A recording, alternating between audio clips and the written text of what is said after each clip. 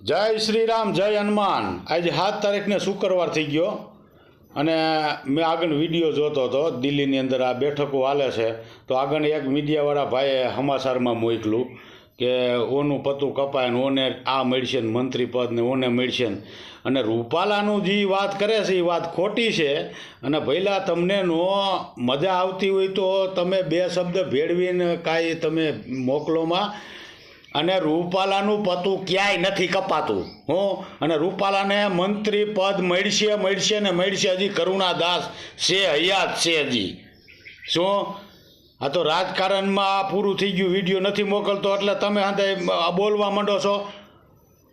તો રૂપાલાને મિનિસ્ટર બનશે, કેન્દ્ર મંત્રી બનાવશે જ। ત્યાં ભલામણ વહી ગઈ છે કરુણાદાસની, એટલે એ ફાંકો તમે કાઢી નાખો।